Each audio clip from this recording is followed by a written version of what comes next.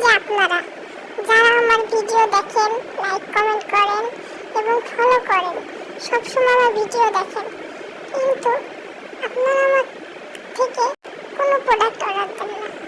কেন রে ভাই? আমার প্রোডাক্টগুলো কি খারাপ নাকি কোনো কোয়ালিটিতে খারাপ? এই যে দেখতেছেন আমি কি সুন্দর করে কত কষ্ট করে বানাচ্ছি। কেন বানাচ্ছি? আপনাদের জন্যই তো। কেন রে ভাই? আপনাদের কি নিয়ে কি সমস্যা?